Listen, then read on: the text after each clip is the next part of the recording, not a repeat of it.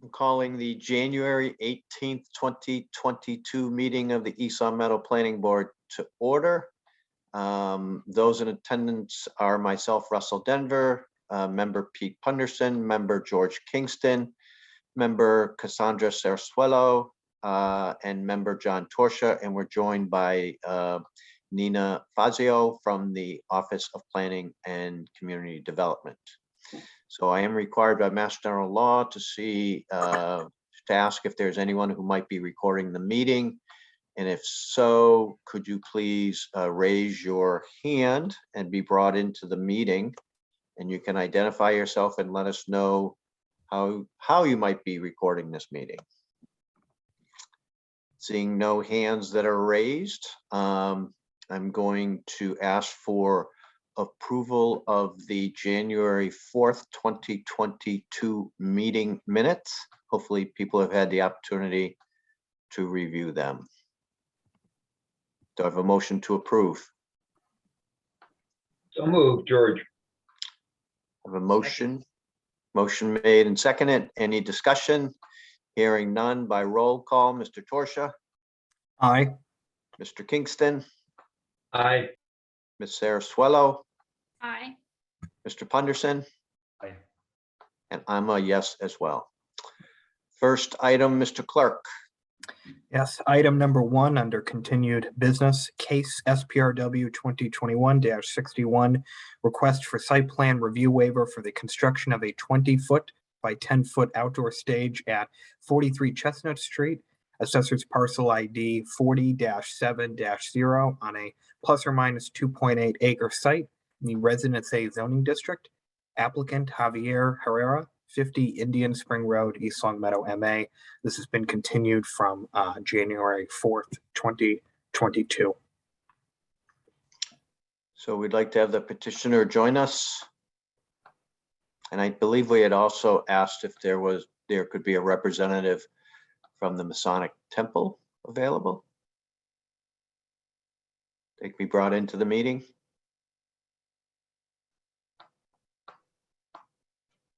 Besides Javier, it would be.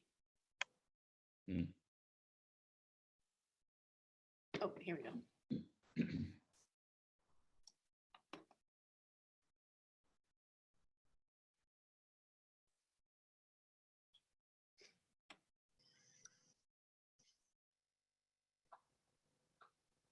There we go.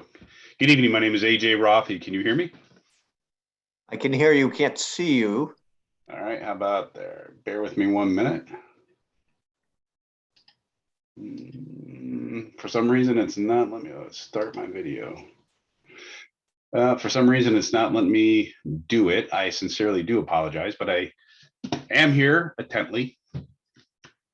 I'm the vice president of the Meadows Lodge. Great. And I'm also the assistant scoutmaster who is mentoring Javier in his Eagle Scout project. And I'm joining this meeting just to put to rest some of the concerns that this board has regarding sound. I believe there were some traffic concerns with this as well. Yeah. And were there any other questions that I could address at this time? I believe those were the two major issues. Yes. Okay. Great. First and foremost, let's address the sound. We are certainly not looking to make this a concert venue in any way, shape, or form.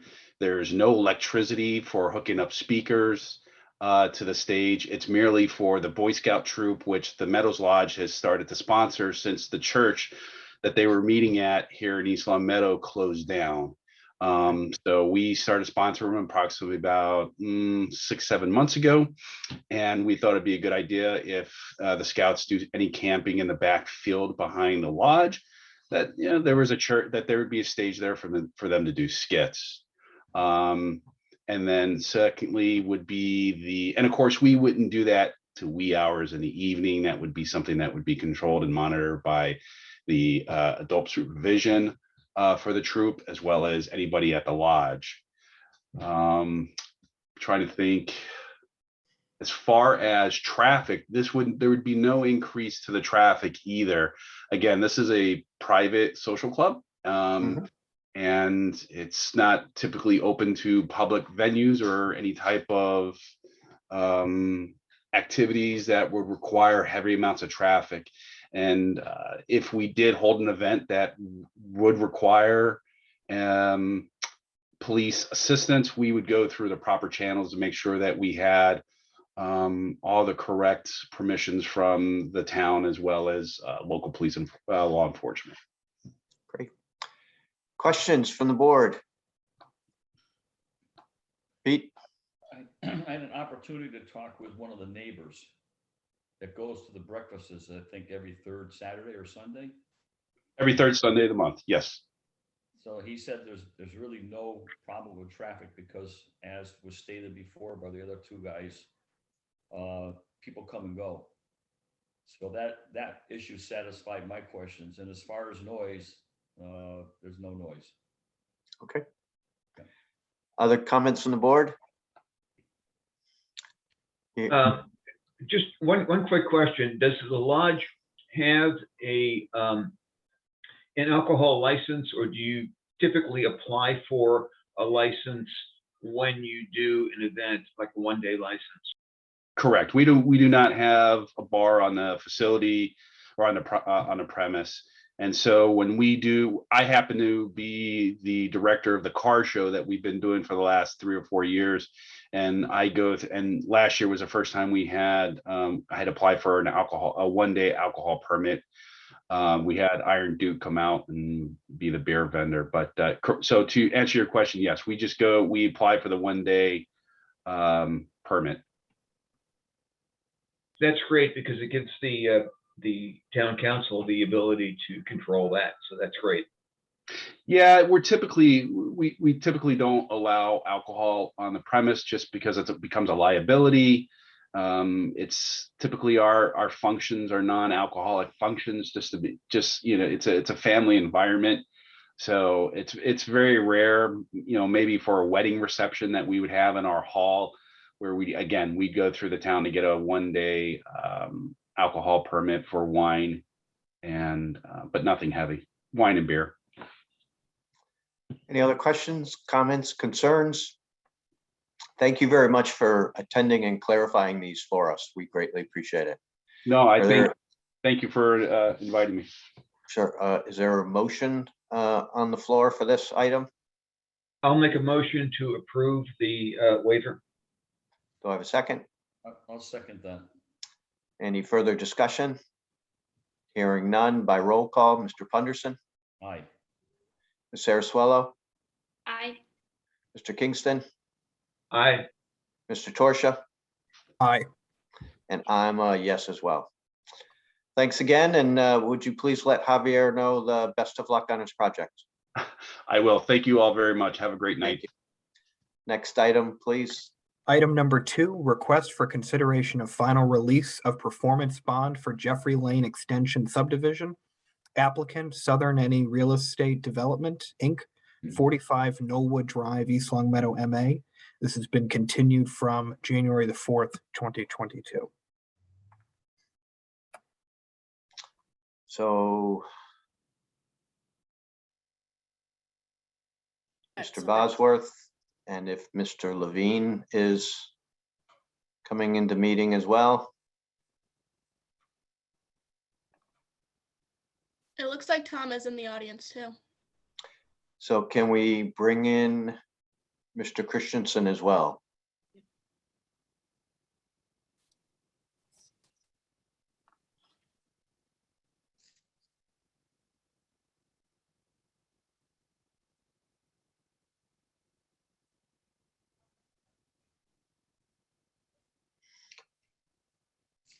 Mr. Levine, we can't hear you or see you.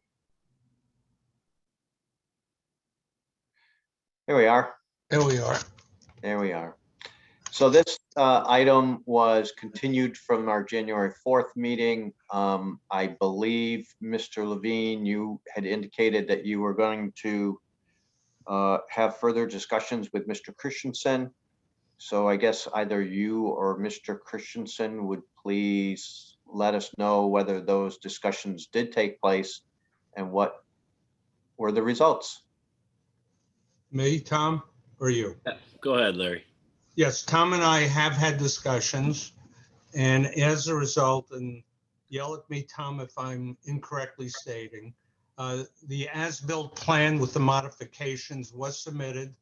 I believe Tom has given his blessing to that. Correct. The other concerns were on the binder coat as well as the top coat of the street, the cul-de-sac. I believe that those issues, we still believe that the time span has gone beyond the normal wait time, not only based on the zoning bylaws, but information we've received. And we're comfortable that the subdivision and the roadway and all the other devices within the subdivision have been built to the specifications. They've withstood, now going into its second winter. And we still are of the opinion that the request for the release of the surety bond is a reasonable one. And we ask the board now to consider that, and we await any questions or comments you may have. Mr. Christensen, would you like to add? Yeah, with regard to the wearing course or the surface course of the pavement, I did watch the meeting last week. You know, the requirement is not in there. What just happened? I'm out. No, you're here. We still see you. You can. Yeah. Oh, I can't see you. This will be fun. Yeah, so that was something that's DPW's recommendation. Every time a course of pavement goes down, we recommend it sit through the winter. We do that with our paving contractors. The applicant is correct. It is not listed in the subdivision rules and regs. That's just a recommendation from DPW. And I believe you and I also had a short discussion, and the reason behind the DPW's recommendation to withhold dollars or to hold full release of the bond was in case there are issues that Correct. still need to be corrected, then Right. there is, and the developer is no longer available for whatever reason, that there are sufficient dollars available for the town to use to make the improvements as necessary. Correct, as stipulated in subdivision rules and regs. That's correct. So to the best of your knowledge, have there been circumstances where the town has had to go and use the bond proceeds that they've held to take care of issues like this? I believe so. I believe that's happened in the past. I think more aptly, subdivisions have been left derelict, I guess, for a better word, because of because the bond was released and then the town was on the hook. And so, am I reading this correctly? In the subdivision rules and regs 5.4.4, the planning board shall retain a surety in the sum of 20% of the total cost of improvements that shall be released 18 months after final completion. Correct. So that's there in the subdivision regulations that the Right, town which can was- withhold 20%. Correct. And that was the point of my comment was, I believe it's your pleasure to waive that requirement. I was just merely asking for to get us to the spring to make sure that that payment was okay. And so In the ultimately- event. Yeah. Sorry. So in the event that all the improvements have not been done to the town's satisfaction, the residents of that subdivision are likely to look to the town to fix the improvements that were not, completed. And then the town would have those dollars to be able to complete the project. Correct. All right. Depending on where we were on who owned the street. So yeah. So it's for the benefit of the residents. Right. Well, it's, yeah, for the benefit of the town. If anything goes wrong, the town has to go out and fix it on their dime. Mr. Punderson, Yes, hi, Tom. can you sit closer to your computer so we can hear you? Is that better? Just a hair better. Yeah. Okay, hang on a second. I know how to fix that. No, I can't because I'm in the meeting. Okay. Looking for clarification after the last meeting, I had a discussion with Tom. And it came to light that it's 18 months from the date of completion. And I had asked if you could find out what the date of completion was. And I mean, you hate to hold somebody's funds up, but if you let one guy go, then you are liable for letting anybody else go that wants to have their money not held or surety bond not held for 18 months after the date of completion. So I don't see if there's any way out of withholding the money. That's the way I look at it. But isn't that what you and I discussed, Tom? Right. And that we completed our inspection. I know you had asked for that date. Monday, December 13th was the date that me and Felix and Daryl went out to confirm that the subdivision was at completion. Okay. So I don't know, Mr. Chair, that if that just precludes the whole conversation and sets it that that's what has to be done. I don't know. It's at our discretion. Other comments from board members? Yeah, I have experienced subdivisions that have had issues after a winter and where the developer was no longer available. And the issue is that if the town has not yet accepted the street, which I believe is correct here, and the street does not meet the requirements, then it's up to the people who bought houses on that street to kick in the money to do this. And that creates all kinds of issues. So holding it up another couple months until the winter is over and DPW is happy with the way it looks, I think is a reasonable approach.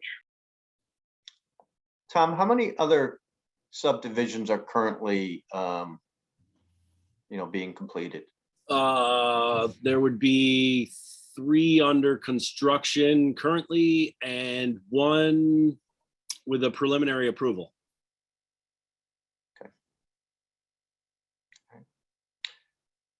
What's the pleasure of the board? Mr. Levine, do you want to add, or Mr. Bosworth, do you want to add something? Yep, I'd like to add. Sure.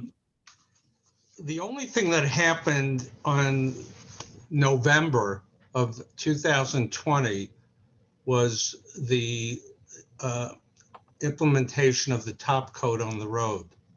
Everything else that had to be done to the subdivision had been done prior. The binder coat, as you know, was done prior to last winter. And so for all intents and purposes, the subdivision has been completed, other than the top coat, for more than a year. And we have evidence from the company who put the top coat on to state that they have never had a problem once the top coat is put on with the binder coat or any deterioration of the roadway. The 18 months, Tom and I discussed that bylaw. Why the 18 months was put in after final completion. And in this case, the final completion, the top coat, when everything else had been done.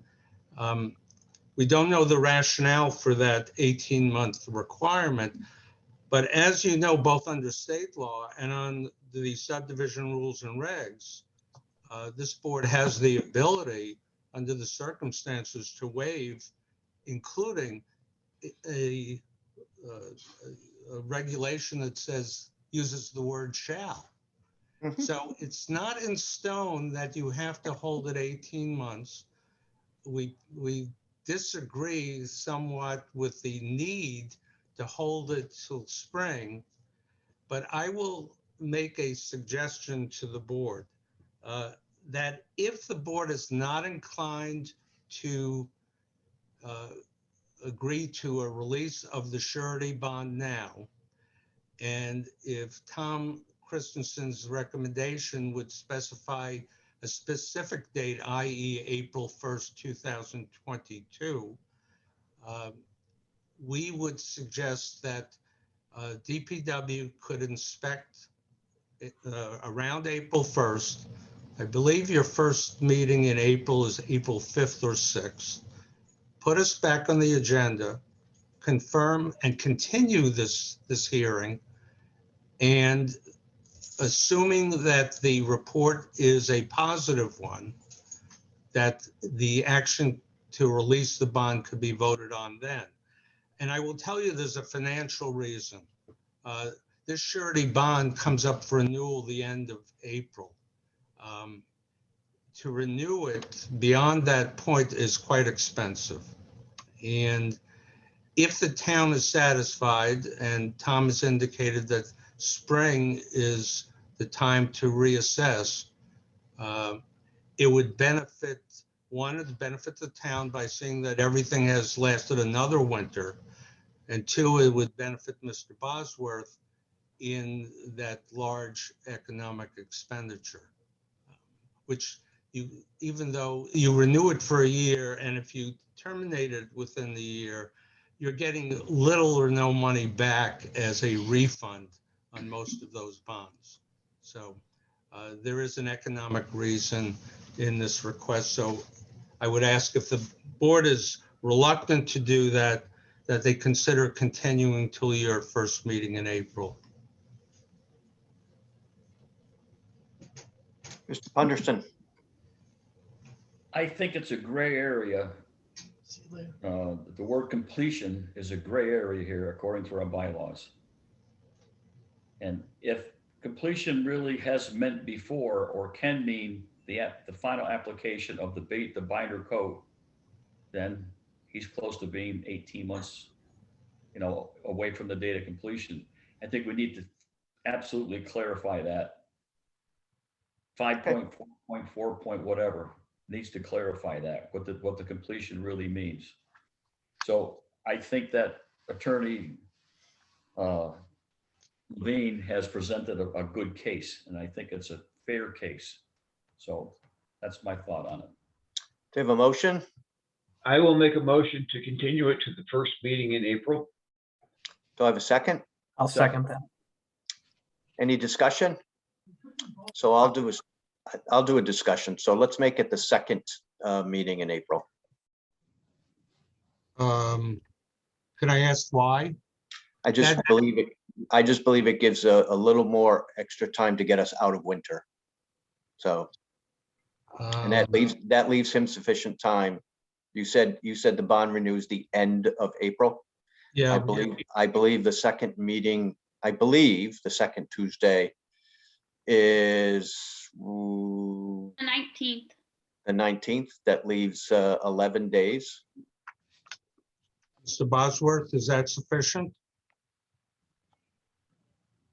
Really, to get a bond renewed, it takes probably about a month. And I would think that by the 1st of April, you pretty much know if the road's going to hold up or not. I mean, you're pretty much out of the severe winter months, the severe weather. And I would say that the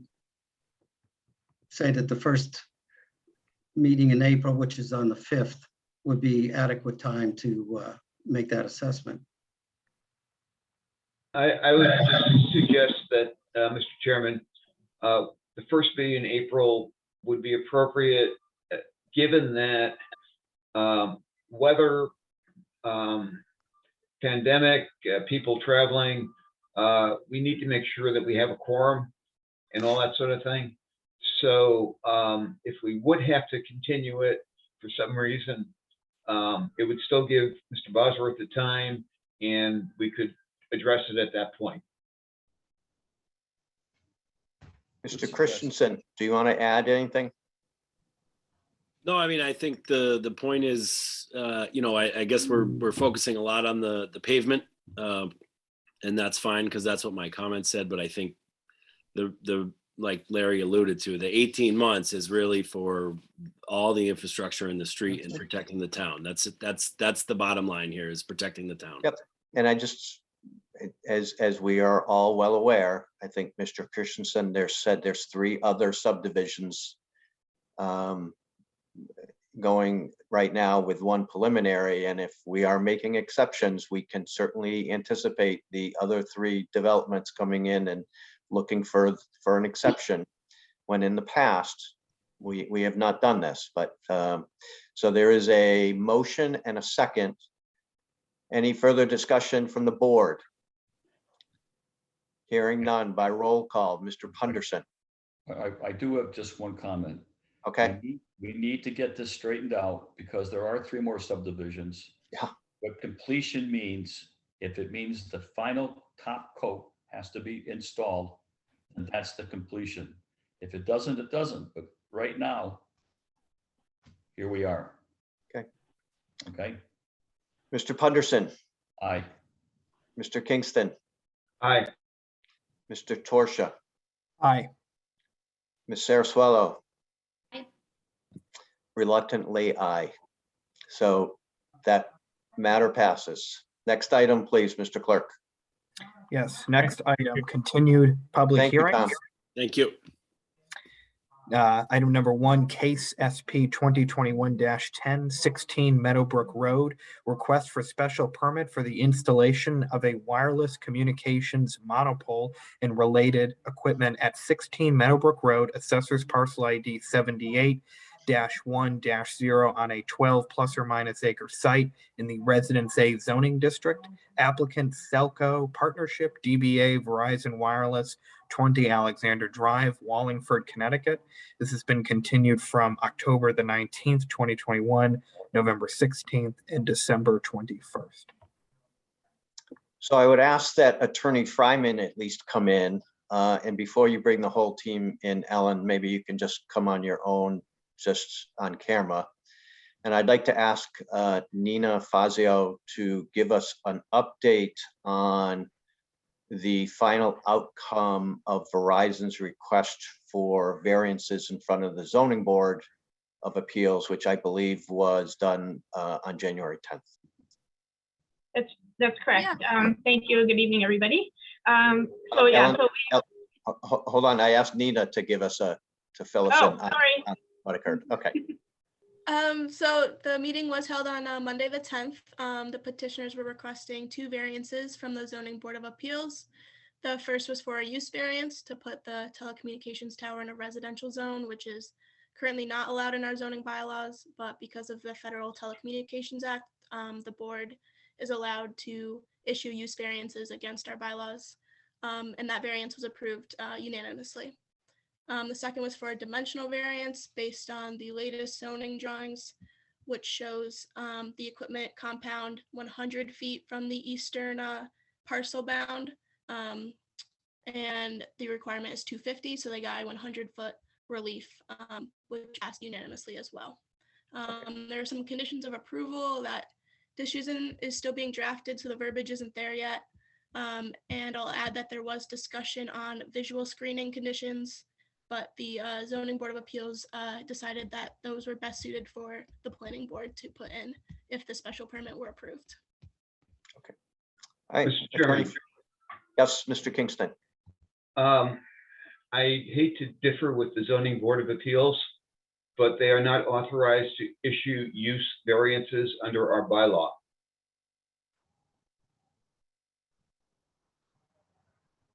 So they did address that. It is the Telecommunications Act allows them to be exempt from that rule and issue use variances for telecommunications towers. Okay. Attorney Fryman, maybe you can give us your interpretation of the ZBA's actions. So, well, as far as the use variance, again, as Nina mentioned, that under the Telecommunications Act, the town isn't permitted to preclude service. And the way the zoning bylaw reads, it basically eliminates the ability to put any kind of antennas or towers on a large portion of the town. So we were able to establish that and show that there were swaths of the town that where service wasn't provided. And there's also precedents in the town where the similar situation arose with the tower at Benton Drive, which ended up going to court. So, so based on that, this did allow the ZBA to impose some conditions, and the same with the planning board. So, So you've submitted additional documentation for the planning board, which we received this afternoon. Can you give a kind of an overview of the different Sure. materials that you forwarded? sure, absolutely. So we did appear before the ZBA 3 times, and there were certain concessions and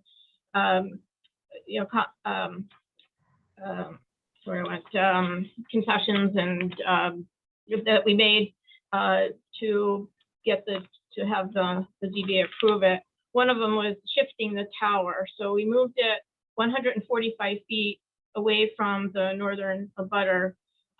This still allows for a distance from Meadowbrook Road of over 900 feet. So it's still quite a distance, but we were able to eliminate the variance from that property line. So, so we have plans that show the shifting of the tower. Additionally, another change that we made was the mount of the antenna, where you see the antennas. We pushed it, made the antennas closer together, so it's a smaller mount. And so we have plans that show that condensed mount and the antennas a little closer together.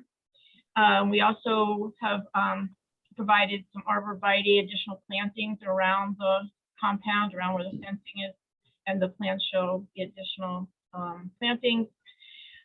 We went through a detailed alternative site analysis where we provided a lot of detail on how we came up with this site as being the most suitable for the tower, and how it compared to the other sites that we looked at when we were selecting the site, or were given to us through the hearing process. And we did hear from a number of residents who provided different addresses for us to review. And we did a very detailed analysis of those sites. Just for the public to know, can you tell us how many additional sites you looked at? I think there were 12. 5 we eliminated just because they just weren't going to work, mostly for distance reasons. And then 7 we were potential sites, and that we looked at more closely. We had RF do a very detailed analysis. We looked at other site constraints such as wetlands, visual impact, and some other factors which are on that chart that the ZBA looked at when they agreed that our site was taking all of the conditions into consideration. Even there's things we could change with this site, but relative to all of the other sites, they agreed that this was the best of all of them. We also provided what's called a cumulative power density calculation. So it's a analysis of if the antennas were on full blast, as much power as possible, what would be the cumulative RF emissions that would be emitted compared to what is allowed under the FCC license. And this shows that even in the worst case scenario, full blast, we're still a fraction of what the permissible levels would be. Then we also provided a memorandum that explains the limitations of municipal boards to consider alleged health effects. So, what the town can do is make sure we're regulated in terms of not exceeding the the power levels that we're allowed to, but other than that, under the Telecommunications Act, the consideration of,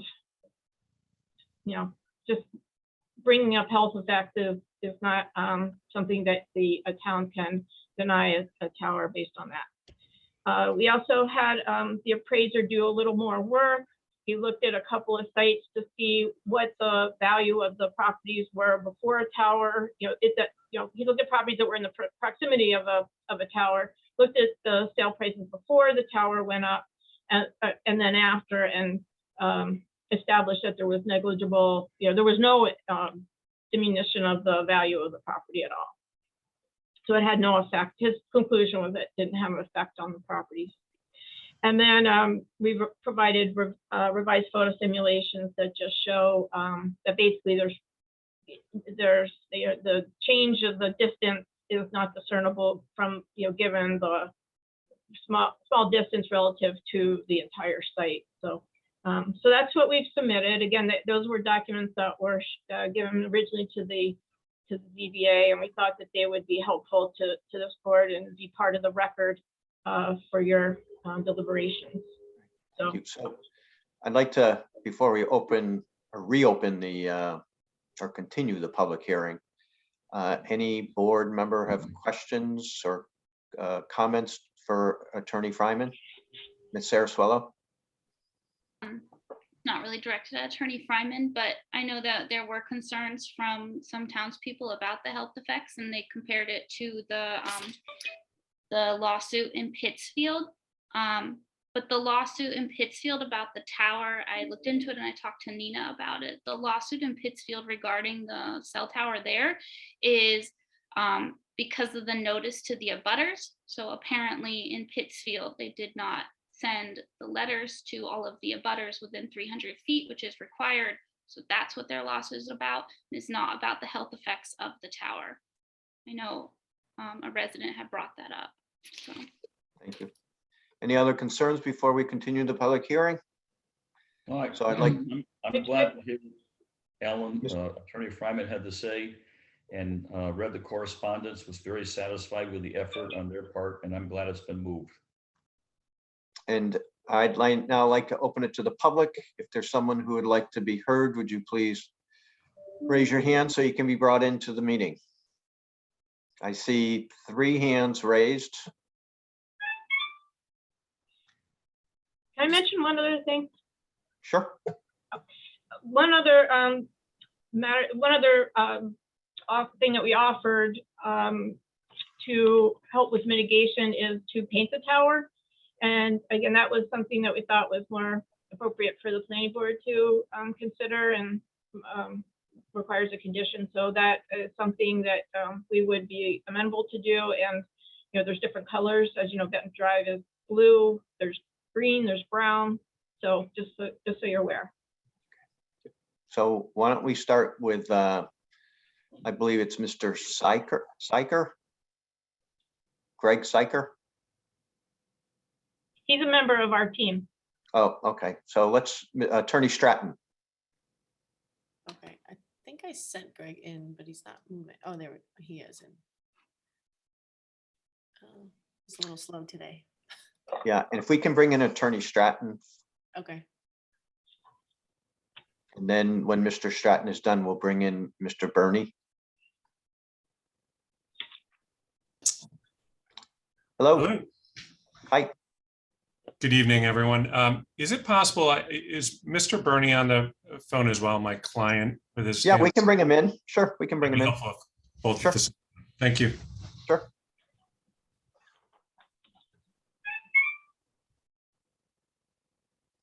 Hello? Hello. Yes, John Burney, 141 Meadowbrook Road, East Long Meadow. Hi.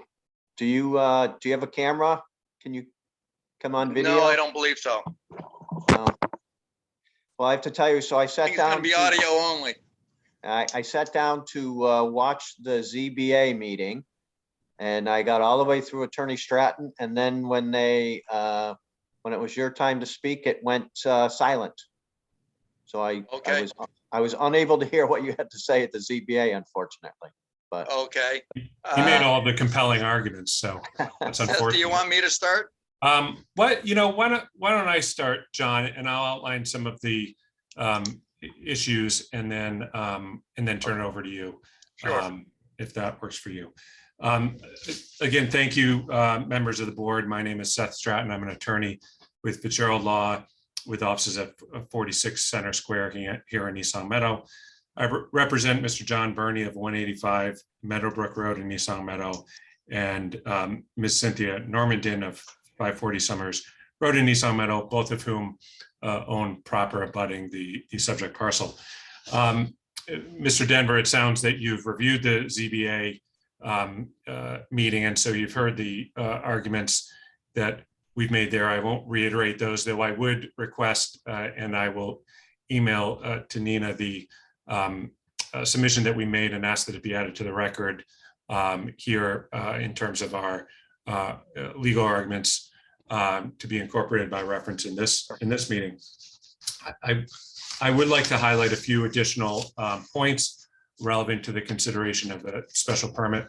Sure. So if we look at, I'd like to focus first on location, because I think to summarize our argument in Mr. Burney's and Ms. Normandin's concerns, it is that while we don't dispute that this may be the best location for Verizon's tower in the town, it's our position that it's not the best position for the town for Verizon's tower, and that there are alternative locations within the town that would allow for adequate, perhaps not optimal, but adequate cellular service that are less appealing to Verizon, but more appropriate to the town, given the zoning considerations. And that issue is something relevant for consideration by this board. Location is one of the primary items for the planning board to consider in determining whether or not to issue a special permit. In particular, the zoning ordinance speaks to consideration of whether an electric utility transmission tower co-location would be appropriate. You'll see in the materials submitted by Verizon that they did look at such a site, and there is one within proximity. They don't like that site for a few reasons articulated in their presentation. I believe because if it has to be below the tower lines, it would only be 60 feet up. And if it's above the power lines, from time to time to do service, there'd need to be a power shutdown, and that's not ideal for Verizon. However, if you look at the zoning ordinance, that is certainly a preferred location to consider for the issuance of a special permit if it's feasible. I believe that should be considered and was not appropriately considered before the zoning board. I'd also like to address two of the special permit criteria. You bear with me for a moment. Under 5.55A3, the planning board should consider the surrounding topography, tree coverage, and foliage. Interestingly, the site chosen is basically in the middle of three adjoining parcels that have largely been clear cut for agricultural uses. So the foliage opportunity for disguising with tree coverage, foliage, and topography is less than ideal in this location than other locations in town. We believe that the planning board should consider sites that, again, may not be ideal or optimal for Verizon, but require Verizon to consider locations that take those interests into account. Special permit criteria number 5 speaks to the availability of suitable existing towers or alternative tower structures.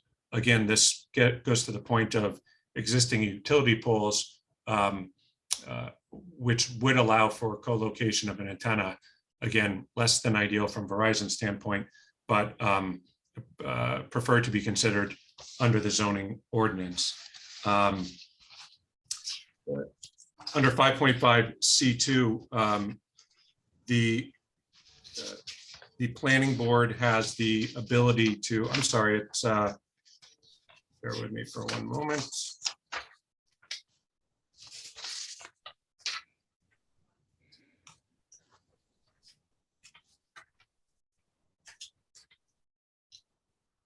The planning board has the ability under the zoning ordinance to retain a technical expert, RF engineer, to determine whether co-location is feasible in other locations at the expense of the applicant.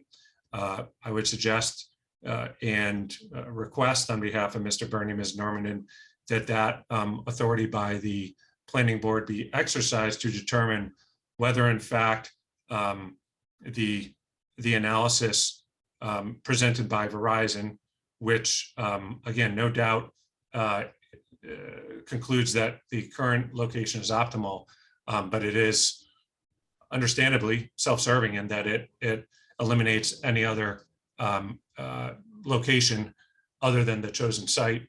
And I believe that's the intent of the provision, allowing for an independent RF engineer to determine whether co-location is feasible.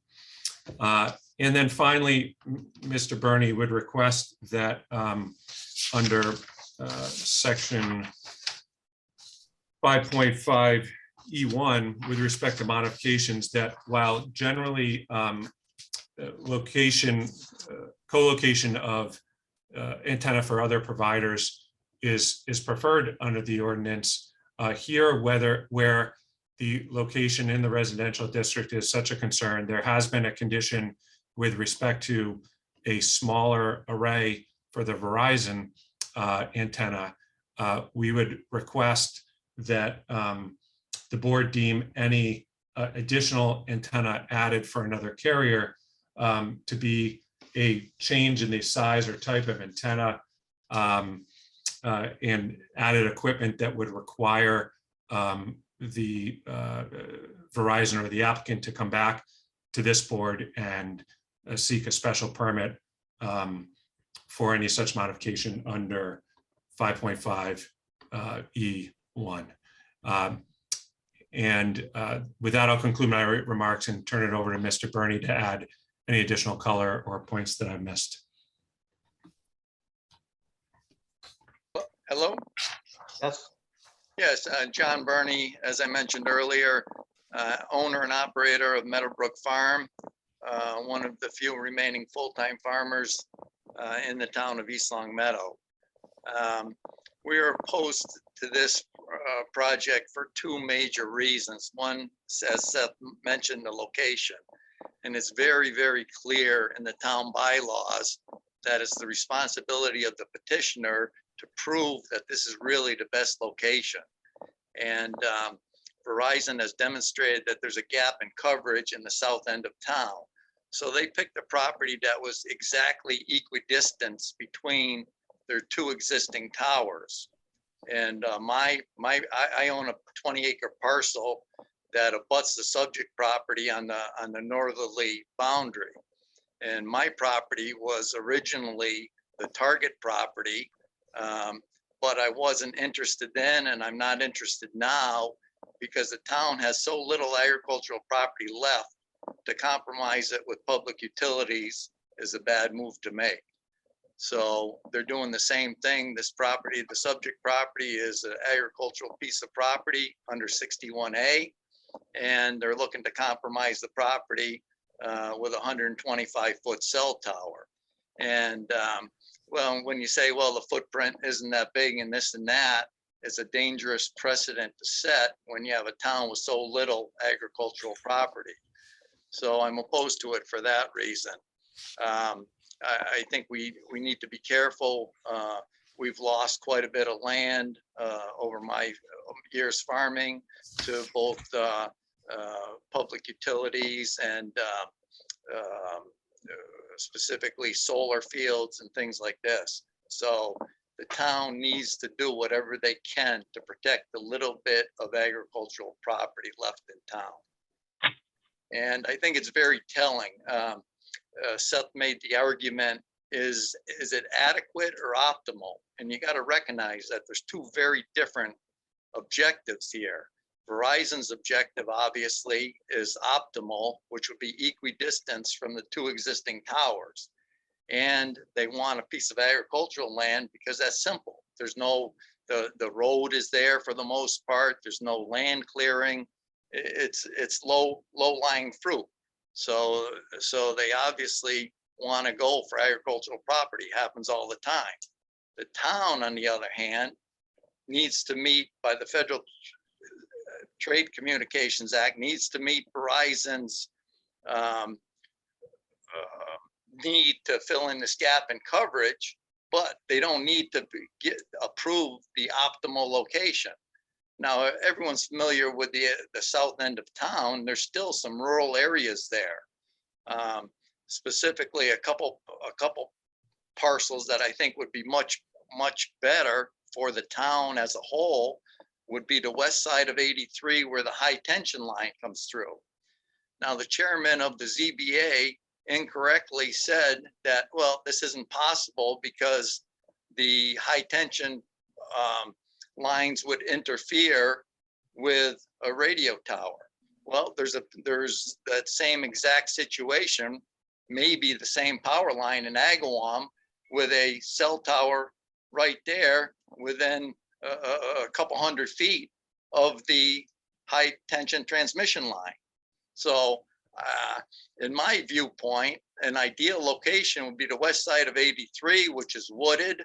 The property's already compromised by the high tension line, so there wouldn't be any further, or there wouldn't be much of a further encumbrance on the property. Something like this would make a hell of a lot more sense to me than putting it in the middle of an agricultural field that will be completely visible from the road. I think it's very telling that Verizon's first proposal was to put the cell tower 100 feet off of both my property line and Cindy from the Apple Place's property line. All the zoning for all that land is the same. It's all ag residential zone. And to propose the tower 100 feet off the property line, which isn't, now you need both a zoning variance and a setback variance. It's just it's just very telling on the on Verizon's strategy on this whole project. So I don't need to repeat myself, but for those reasons, I'm not in favor of this request. Thank you. Is there anyone else in the audience who wishes to be heard, either for or against this project or this item? Hearing none, should we, do I hear a motion to close the public hearing? What's the pleasure of the board? So moved. So we I'll second motion, that. we motion made and second to close the public hearing. So by roll call, Mr. Kingston, Aye. Mr. Punderson, Aye. Mr. Torsia, Aye. Ms. Saraswello, Aye. and I'm a yes as well. So I'll open it to the members of the board. Questions, comments, concerns? Mr. Chairman, we talked a lot about radiation levels and a lot of other things that are around the issue. The central issue is there a critical coverage gap? And as I see it, there are two arguments here. One is, first of all, they've got good 4G coverage in that area, which means that people can make 911 calls. They can make regular calls. There is perhaps not great 5G coverage, which means they can't play video games and download movies. But that's, to me, not critical coverage. The second telling argument is that none of their competitors feel the need to co-locate, which means that their competitors feel that there is not a critical coverage gap in this area. And since the reason for overriding zoning is a critical coverage gap, I am not convinced personally that that exists. And that's my position right now. Other board members, questions, concerns, comments? We have the ability to hire somebody to come in and determine if that's the best location at the cost of Verizon. If that would be something that other board members would want to have, I'd be open for discussion. That would be something I'd be open to as well, Pete. I would. Ms. agree Sarge? with that. Did I you would have- opine that we would then have to reopen the public hearing because we're taking additional testimony. Ms. Saraswello, do you have other comments, suggestions, issue? I would agree with Pete. If we have the ability to hire the third party at Verizon's expense, I think that we should, because they have looked at other sites, and I know we got like some of the Yeah. emails back and forth, but I don't think there's maybe enough due diligence there, as has been pointed out.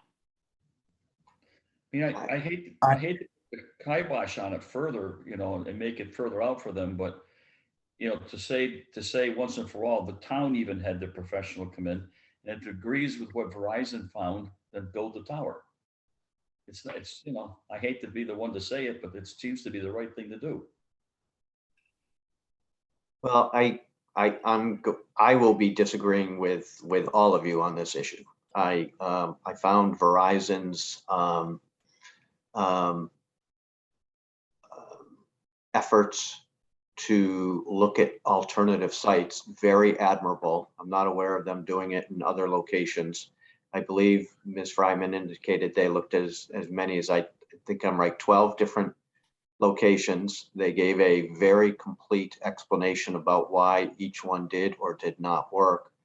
I have a tendency to agree with Mr. Plotkin from the zoning board when he questioned whether or not Verizon and the town's interest were not the same, given that better service coverage is a benefit to everyone in town rather than just a few. And I think that's a compelling argument that if you complete the area out with the best service, everybody benefits. And sometimes the benefit of the far needs to outweigh the benefit of the few. But those are my comments. So Attorney Fryman, I guess the question I would have, do you wish to respond to some of the comments made by the board members?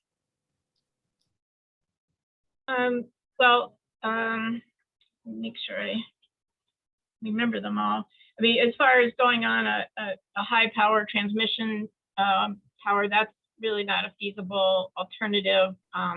To get to service that could be like a 2-year wait because they would have to turn the power off, and I understand going below the transmission lines is no longer an option. They make you go above it. So we just ruled that out as an option. And the service is, today maybe make a call, but we look out to the near future in terms of capacity and the coverage that is anticipated. The towers still take time till it goes up, and the more that usage just continues to increase. So today is not a good indication of what we are looking at, what Verizon's looking at in terms of offloading from the other towers that we mentioned, and providing service for this location. So this is more forward-looking and avoiding a situation where there would be a period without coverage. We've spent several years at this site looking for a location. And again, no site is perfect. They all have challenges, and the criteria, that the considerations that we have to look at are extensive till we get a site, till we get a lease, till we do all the due diligence, till we get to this point where we're before you.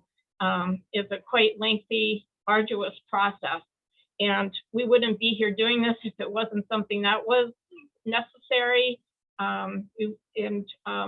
We tried to make concessions and compromise and do what we could to make this as amenable to as many people that might be somehow impacted.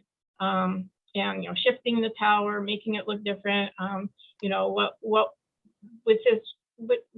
Whatever is within our ability to do. And we just would ask you to consider all the work that we did go into looking at every site that was brought to our attention. And even if every site, again, to go through the whole exercise and then find out that for some reason we can't use one of the other sites, or it's just, again, the process till we get here, till we get to the permitting stage is the end of the line.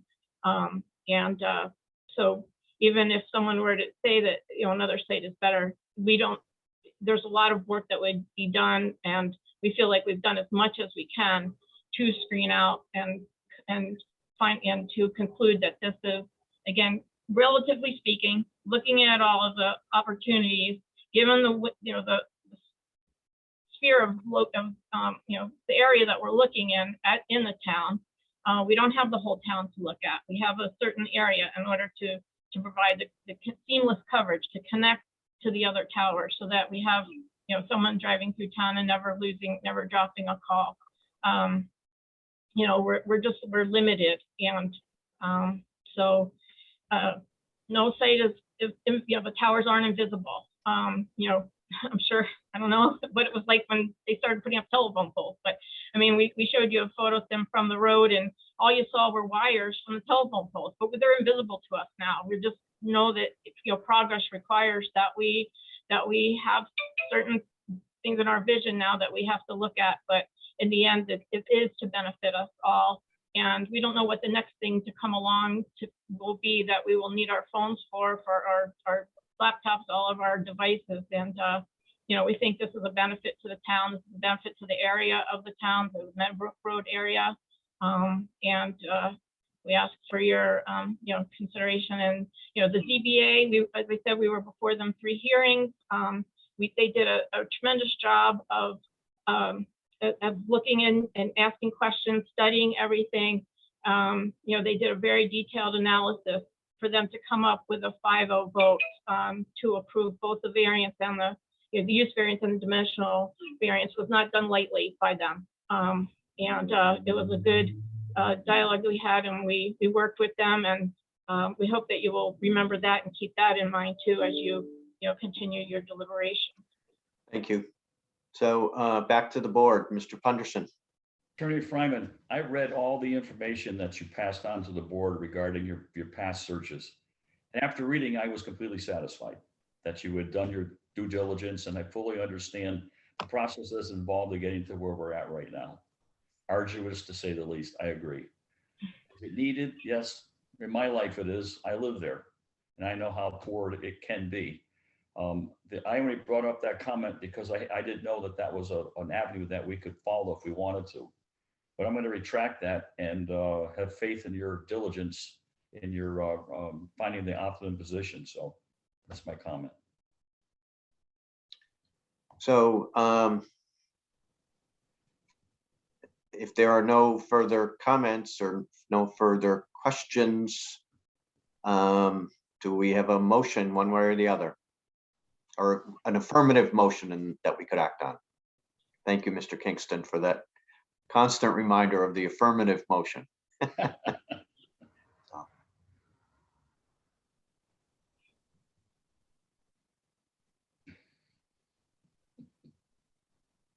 Someone going to make a motion?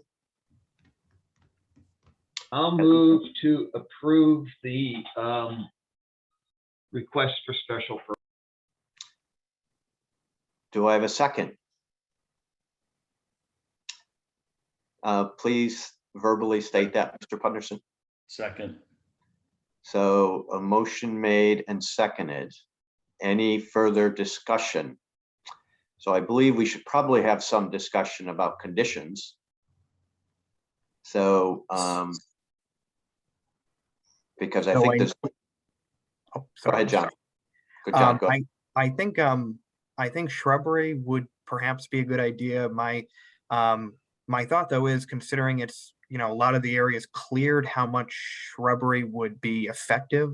I think the best thing would be trying to disguise it or paint it. I think that might be a little bit more sensible. Because I don't know how much shrubbery might do for people that are, looking at it a couple hundred feet away or a couple hundred yards away. That's just my thoughts, but So they did present a landscaping plan with the project. It's well landscaped, shrubbed, fenced, so forth and so on. More than Right. adequate. yeah. But I think paint or something, that might not be a bad idea. Yeah. We have a choice of colors here, blue, gray, green, brown, right, Ellen? I mean, right, sorry about that. I mean, what's the best color to have it painted? Is it a nice blue or a green? I don't think you want it brown. A gray's a neutral color. What color do you paint it? We could decide that right now. Something to and fit into the environment, perhaps. Yeah, but what is it? Is it blue? Is it gray? Is it brown? Maybe a blue or something. So could I suggest, Ellen, is there a palette of which we could choose from at a later date? That would be fine. I mean, we like a weathered gray, which kind of reflects the sky. So when it's cloudy, it looks gray. When it's blue, it looks a little blue. It's Right. a little more muted than the blue on Denton Drive. But we can, as condition, come back to show you some photo sims with different colors. The gray's fine. That was my suggestion too. So before we vote one way or the other, I know it's would be a requirement should this be appealed to a court, that a judge might want to look at what the reasons are for the vote one way or the other of each one of the board members. I don't know if each board member would like to give an indication one way or another about why they are likely to say yay or nay in this matter. I think I've already stated my opinion and my reasons for what I'm thinking. Okay. So I haven't made a decision one way or the other. I would perhaps, if I did go in the denial or nay, would be whether the question of whether they've fully exhausted those options. I know, hiring somebody independent is an option that the community or this board can exercise. But I am split. That does not mean though I am, opposed to it. Just have, reviewed all the information. I think they've provided quite a bit of information, and there's been a lot of testimony. But that would be something that would be at the top of the list if it were to go that way, which again, I would say I haven't made a definitive decision, quite frankly. Saraswella? I would agree with John. I have not honestly made a definitive decision.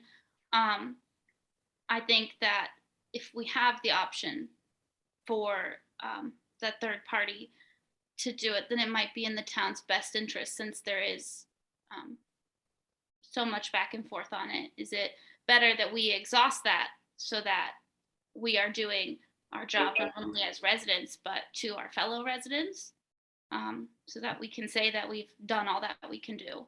Yeah, I'm sorry, I don't mean to interrupt, but I would just add on to that. I think, we've had a discussion on a previous case this evening about, we're looking at the community interests, and I would not, me thinking or wanting to perhaps request that would not come from a position that Verizon did not work hard enough, just that we are doing our due diligence, because at the end of the day, we are trying to best represent all of the community interests. So it would not be, I think Verizon has given us a lot of information, but I think it is perhaps, if that option is used to us, I think wouldn't be a bad idea to consider. So procedurally, the way I see this is we have a motion to approve.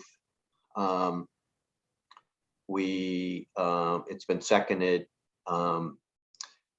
So from what I'm hearing, and please correct me if you think I'm wrong, is we would be taking a vote to approve or deny the special permit? Or before we actually vote on that, does a member of the board wish to, instead of doing that affirmative vote, have someone withdraw that motion and put in a motion that the town retain an independent consultant, as Mr. Torsha and Ms. Sarasuelo have indicated?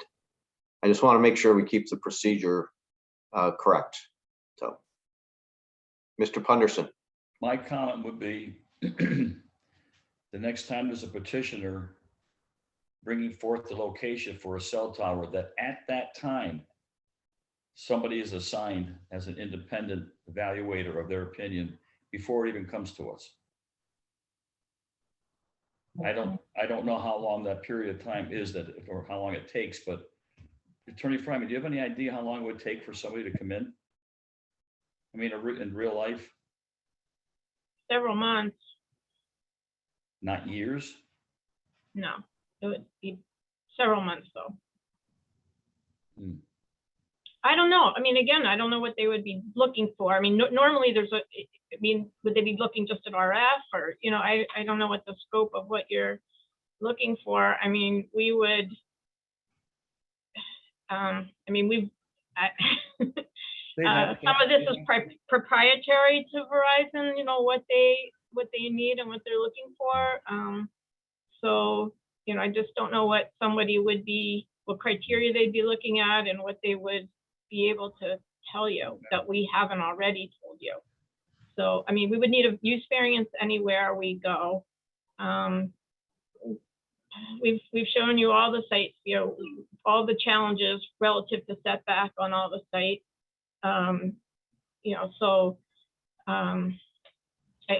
feel like we've done more than enough, again, satisfied another board with the work that we've done and the analysis that we've done. And frankly, some of the, property owners that we talked to, they understood what the challenges were and consented or, haven't pushed back on what we've concluded. Verizon is sitting in front of a judge trying to prove that they did their best effort. Everything will fly. I don't think she can offer, what a judge would say. Yeah, but what I'm saying is it waterproof? So I'm going to take us back to, we have a motion to approve the special permit. It's been seconded. So I will call for a vote. So by roll call, Mr. Punderson. Aye. Mr. Kingston. Nay. Mr. Torsha. Nay. Ms. Sarasuelo. Nay. And I'm a yes. We lose. Okay. Thank you all. Next item, Mr. Clerk. Sorry. Next item is the director's report. Just real quick before that is the 2022 annual report. And there are a few corrections that George offered grammatically. Thank you, George. So I read that. I'm very happy with the corrections as well. So I hope it represents what the members who are on for the entire year understand what occurred and would give a fairly good understanding to the residents about the activities and activities of the planning board. So I guess I'd like to have a motion to approve the report as drafted with the corrections that George submitted. So moved. Do I have a second? I'll second. Motion made and seconded. Any discussion? Hearing none by roll call. Ms. Sarasuelo. Aye. Mr. Torsha. Aye. Mr. Punderson. Aye. Mr. Kingston. Aye. And I'm a yes as well. Nina, do you have other things you wish to add? Nope, just I talked to Mary today and there's still no one that has been interviewed for the position. So we're still without a director, and they are going to look for technical assistance from the PVPC. Thank you for that recommendation, George. And what does our agenda look like for the first meeting in February? So far, it is 2 public hearings for the E-code and a possible review of an approved site plan review waiver that received a zoning violation. Okay, I'll send the information from that. okay. Just so you know, so I checked with Nina, I know she's got things under control. But if I would just, other board members just check in and make sure if there's anything we can help her with during this period of time where we're a little short-staffed, that would be much appreciated. So, great. All right. Do I have a motion to adjourn? So moved. Do I have a second? Second. Motion made to adjourn. It's been seconded. Any discussion? Hearing none, just all in favor, say aye. Aye. Aye. Aye. Everybody have a great evening.